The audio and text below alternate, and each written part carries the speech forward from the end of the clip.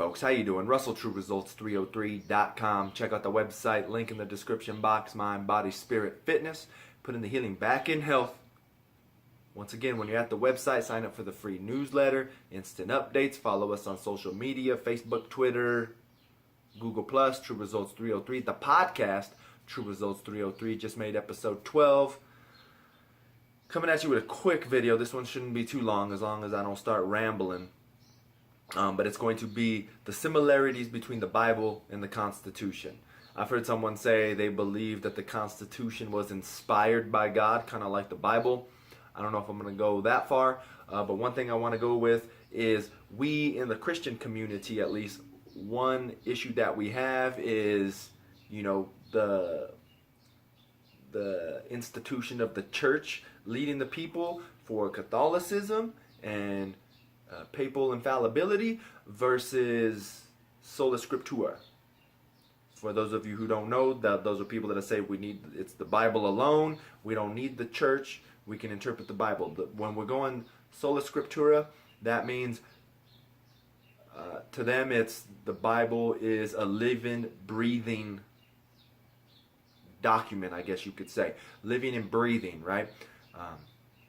That's the way I understand it, at least. Where the church, we just say it's a document. The Bible's a document. We have the church as the living, breathing organism. That's when we say the church is an organism, not an organization, right? So that's the difference. The Catholic Church kind of sees it as a document versus it seems like these other religions see it as a living, breathing document. And I think that's what happens when we see the Constitution nowadays as well. In my opinion, kind of when you look at it, it's the conservatives see it as a document. The Democrats, liberals see it as a living, breathing document, how it can adjust and move with the way society goes. And that's not the way it goes, right? It is just a document. And the biggest thing I hear nowadays is kind of, if we're going to talk about gun control, right? Where they say, oh, well, they didn't think that in today's world there would be a gun that could shoot 100 rounds a minute. 1,000 bullets a minute, whatever the case may be, right? So I was thinking about this concept for a couple days, and this is what popped into my mind. So this is what I Googled. If you can see it. I Googled up here. Oh, man, dang it. Up here, come into Leonardo da Vinci inventions.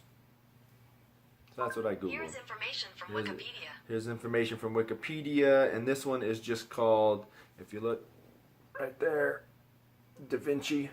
Now it says the inventions of Leonardo da Vinci. www.da-vinci-inventions.com. So I'm just going to read their little caption. Though the first actual helicopter wasn't built until the 1940s, it is believed that Leonardo da Vinci's sketches from the late 15th century were the predecessors for the modern-day flying machine. So in the late 15th century, this man was already talking and drawing up sketches of all these different tools, the catapult, all these other crazy war machines, and the helicopter, even though the helicopter wasn't created until the 1940s. So almost 300 years to 350 years, he was already thinking about that. And of course, I guarantee you he thought about time travel, or space travel, but you can't think about space travel until we can actually get off the ground on Earth. Then we can take the next logical step, which would be space travel, right? Then the next logical step, once we're able to colonize another planet, is time travel, right? You got to go down the line. You can't just jump ahead when we haven't even been able to get the things in line, right? That's like saying if I want to work out, and my goal is to lose weight, I'm not going to gain 30 pounds of muscle. I need to lose the weight first so then I can gain the muscle, the next logical step in line. So if Leonardo da Vinci was thinking and already creating these concepts for helicopters 300 to 400 years before the helicopter ever came about, don't try to tell me that when the Constitution was written in 1787, whenever it was, they didn't think that one day a gun would be able to shoot 100 rounds. Does that even make sense? No, they knew it was a possibility, but it didn't matter. They gave us the gun control, the right to bear arms. They gave us that right, the right to bear arms. They knew one day that there was going to be a rocket launcher. They knew one day there was going to be something that they couldn't even fathom. And they didn't say, just because of that, just because one day there's going to be a gun that can shoot this many bullets, that no, you shouldn't be able to have it. No, that's not how it worked. They knew. They're not dumb. These are some of the smartest men in history. If they were able to break away from another country and start their own country, these are some of the smartest men ever. Right? We've got to understand that. These were geniuses. For the most part.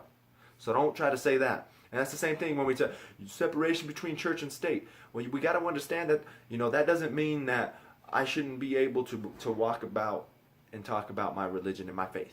That's not what it means. What it means was they left because the Church of England or whatever it was trying to force them to join that form of religion. So they left because they were trying to force them to believe something. If I want to go about and talk about my religion anywhere, that's not forcing it upon anybody. There's nothing wrong with that. If I want to vote based on my religious beliefs, there's nothing wrong with that. Don't tell me I can't do that. And don't tell me that that means that just because there's a Christian business owner that doesn't want to serve somebody because of his beliefs that's wrong. No. That's what it really means. It gives you the ability to believe how you want to believe and live your life the way you want to live it. Not force me to do something that I don't want to do. That's not what it is. It's not a living, breathing document. You can't change it to society. You can't change it. Now, if you want to change society and do all these other things, that's fine, but you can't corrupt my belief. That's why they left, because they were trying to force them to believe something else. Just because a Christian owner does not want to serve you because of his beliefs, that doesn't mean he's forcing his beliefs upon you. That just means he's not going to serve, right? Why can I go into a store and it can be, I have no shirt, no shoes, no this, I don't have to serve you, but if we disagree, what's the consequence is you can go around, you can go on Yelp, and you can tell people don't go to this business because of this and that, and if their business fails, their business fails. But they shouldn't be sued because of those things. That's where the Bible and the Constitution are similar. It is not a living, breathing document that can adjust to today's society. It is set in stone, and that's the way that we run the country. That's the way you live your Christian life. You don't just try to manipulate the Bible or the Constitution to fit into today's society. My opinion. And I'm not a constitutional expert. I couldn't tell you all of anything that's written in it. No. But it's not a living, breathing document. It is just a document. You can't make it fit your lifestyle. So I hope that helps. Subscribe to the channel. Share and like these videos.